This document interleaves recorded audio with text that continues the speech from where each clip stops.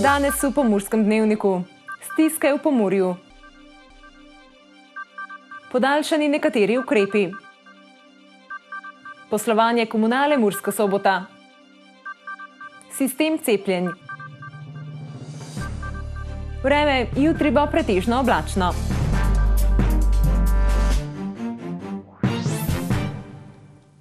Drage gledalke in gledalci, lepo pozdravljeni v Pomurskem dnevniku. Število upravičencev do denarne socialne pomoči v Pomurju je iz leta v leto višje. Korona kriza pa je poleg tega v Pomurju doprinesla tudi k višji številki registrirane brezposelnosti ter naraščanju primerov nasilja in stisk v družinskih in partnerskih odnosih. Na Centru za socialno delo Pomurje ugotavljajo, da se je število upravičencev do denarne socialne pomoči v lanskem letu v primerjavi z letom poprej povečalo, in to za 7%. V letu 2019 je bilo približno 91 tisoč upravičencev do denarne socialne pomoči, v letu 2020 pa dobrih 97 tisoč. Ugotavljamo pa tudi, da se povečuje število upravičencev do izredne denarne socialne pomoči za približno 6%. Tako je bilo v letu 2019 približno 16 tisoč upravičencev do izredne denarne socialne pomoči, v letu 2020 pa približno 17 tisoč. Število pa se je še bolj povišalo v letošnjem letu. Januarja letos so zabeležili že kar 10% višje število upravičencev do denarne socialne pomoči v primerjavi z januarjem 2020. Porast stisk pa na Centru za socialno delo opažajo tudi znotraj partnerskih in družinskih odnosov. Vse več razpadov zakonskih zvez oziroma zunaj zakonskih skupnosti. Marsikateri konflikt med partnerjema se je v času epidemije poglobil. Vse več je tudi nerazumevanja med partnerji, se so dejansko sedaj bili primorani več časa preživeti skupaj, medtem ko so v preteklosti, se pravi pred epidemijo, je bilo teh stikov manj, saj so bile službene obveznosti, šolske obveznosti, tako da so nekako lažje shajali. Znatno pa se je v času koronakrize povečalo tudi število primerov nasilja v družini. V letu 2019 smo imeli 92 zadev na področju preprečevanja nasilja v družini, v letu 2020 pa kar 115. To je za dobrih 20% več, kar je pa velik porast. Center za socialno delo je v ta namen svoje dodatne programe namenjene podpori družin izvajal tudi v času epidemije. Izvajal pa je tudi programe namenjene mladim. V okviru kriznega centra za mlade so še naprej izvajali dodaten program Dnevni center Kekec. Smo mogli naenkrat sprejeti večjega števila otrok, ampak je bilo to število manjše in smo jih potem tako razdelili, da so lahko kljub temu prišli v naš dnevni center, se družili in da smo jim tudi potem pomagali. In čemu lahko pripisujemo najvišjo stopnjo registrirane brezposelnosti pri nas?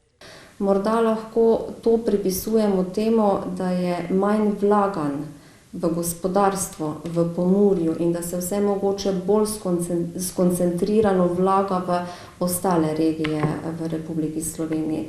Tako da si želimo, da bi tudi v Pomurju počasi začele padati te številke, kar se tiče registrirane brezposelnosti, pa tudi števila upravičencev do denarne socialne pomoči.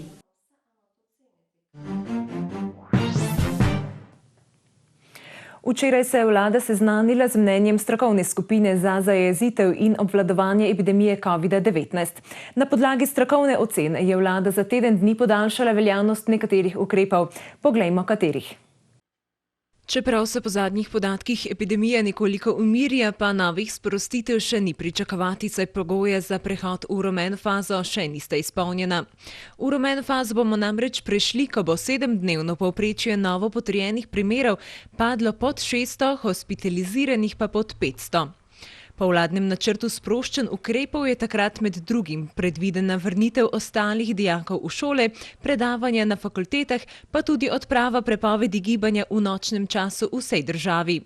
Vlada je tako sedaj do 26. februarja podaljšala veljavnost odlokov o začasni delni omejitvi gibanja ljudi in prepovedi zbiranja ljudi zaradi preprečevanja okužb z novim koronavirusom, o začasni omejitvi kolektivnega uresničevanja verske svobode, o začasni prepovedi ponujanja kulturnih in kinematografskih storitev končnim uporabnikom, o začasnih ukrepih za zmanjševanje tveganja okužbe in širjenja okužbe z novim koronavirusom ter o obvezni namestitvi razpršilnikov za razkuževanje rok v večstanovanjskih stavbah.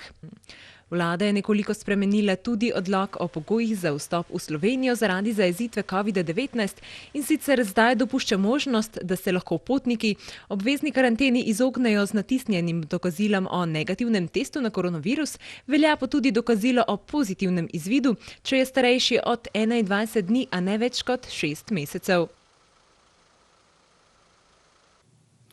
Epidemiološka situacija se je v lanskem letu močno dotaknila sejemske dejavnosti v Murski Soboti, a direktor Komunale Murska Sobota optimistično zre v nadaljevanje letošnjega leta. Celoten pogovor z direktorjem Komunale si poglejte danes ob 18:30 v oddaji Aktualno. Lansko leto smo upali, da bomo vsaj, in smo se tudi v tem smislu pripravljali, da bomo vsaj lahko izvedli božični sejem. Ampak nažalost ta epidemiološka slika tega ni dovoljevala. Mi pa planiramo, da bo v tej smeri zdravstvo letos dosti boljše in bomo te sejme izpeljali. Saj 2 večja sejma sta sicer v jesen, oktobra in pa potem decembra. Bomo pa videli, kdaj bomo lahko začeli z pripravo teh ponedeljkovih sejmov in upam, da bo letos boljše. Saj ni to dobro samo za podjetje, sejmi so vseeno neko druženje in tudi za dobro vzdušje je boljše, da se sejmi izvedejo. Evropska unija je do sedaj prejela okrog 33 milijonov odmerkov cepiv. Cepljenje pa bo v bodoče potrebno precej pospešiti. Zato se bo dobava že odobrenih cepiv, torej Pfizerja, BioNTech, Moderne ter AstraZeneca, še okrepila. Evropska komisija je potrdila drugo pogodbo z ameriškim farmacevtskim podjetjem Moderna za dodatnih 300 milijonov odmerkov varnega in učinkovitega cepiva proti COVID-19.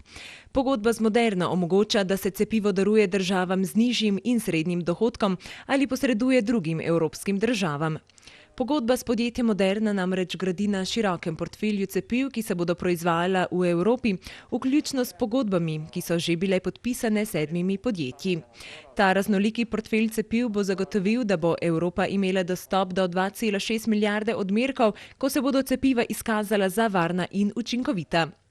Z novo pogodbo s podjetjem Moderna, kjer dodajamo še 300 milijonov odmerkov cepiv, delamo nove korake k našemu cilju zagotavljanja hitrega dostopa do varnega in učinkovitega cepljenja. Pogodba je pomembna ne le za kratkoročne potrebe Evropske unije, temveč tudi za naše prihodnje delo, za omejitev hitrega širjenja novih različic, je dejala komisarka za zdravje in varnost hrane. V Sloveniji imamo po besedah direktorja NIJZ-ja dober sistem cepljenja proti COVID-19.